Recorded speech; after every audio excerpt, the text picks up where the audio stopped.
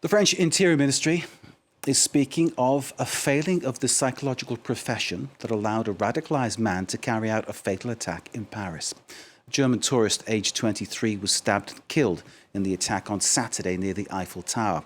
The man is in police custody. The failings could even go deeper, given that the alleged assailant had a criminal record and there had been warnings to police from his parents that he'd become dangerously extreme in his radical views.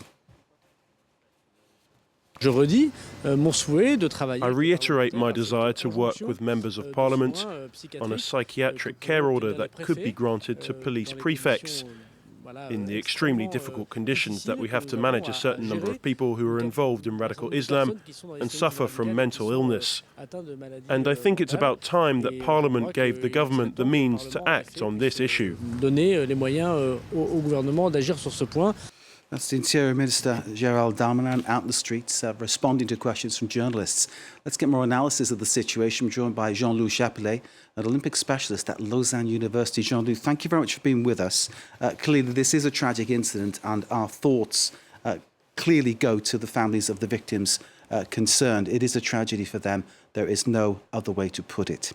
Nonetheless, this is a man, an assailant who was, in journalistic parlance, known to police, known because he had a criminal record, known because of his radical views, and yet he's able to commit the crime that he's committed. I know you're not a criminologist, but certainly in view of the Olympics, that this kind of thing can take place in Paris, it does raise questions about security.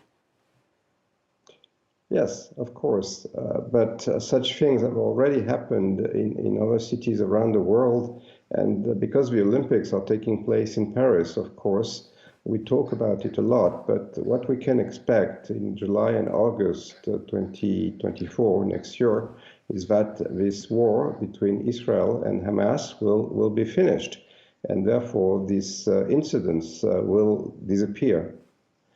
Historically, there has been very few such security incidents at the Olympics.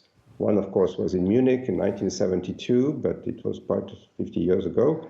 And a bomb at the 1996 Olympics in Atlanta, but nothing else, as far as I remember.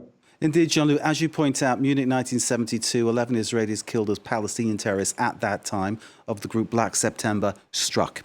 1996 in Atlanta, a far-right domestic terrorist, that's basically a white terrorist of American nationality, detonated a bomb at a fan zone, 2 people killed.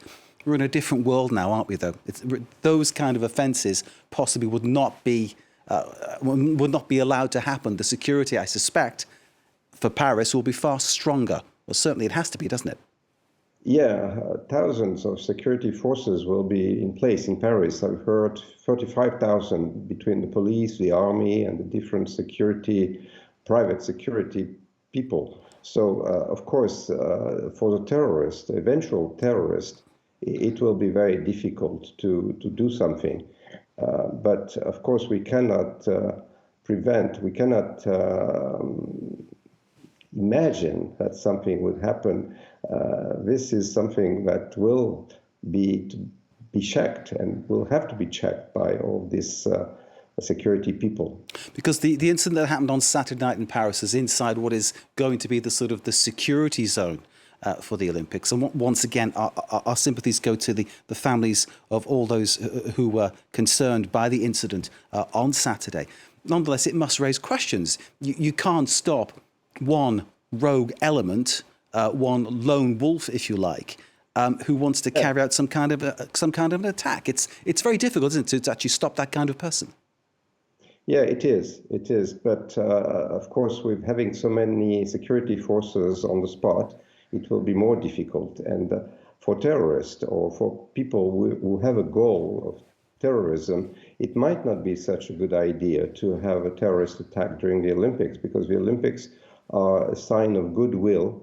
And what happened, for example, after the 1972 attack on the Olympic Village in Munich was considered really bad by public opinion worldwide.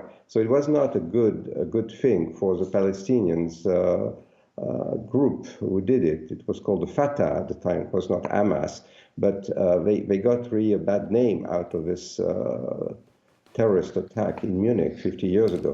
So we can suppose that a purposeful, organized terrorist attack by the Hamas, for example, would be very badly perceived by public opinion worldwide. So it wouldn't advance the Hamas cause, for example. Okay, the security numbers perhaps add up for the Paris Olympics. Jean-Loup Chappelet of Lausanne University, thank you very much indeed for giving us your assessment of the situation. Pleasure to speak to you. And just to remind people, of course, we're discussing the issue of security after the attack in Paris, in which one German tourist was killed. Our sympathies go out, of course, to his family and the other families of the victims of the attack on Saturday. The legal process will still take its course. And the Interior Minister of France has gone on record to say he's concerned that there were psychological failings that allowed the man to still be out on the streets. We'll bring you more, of course, as it all develops.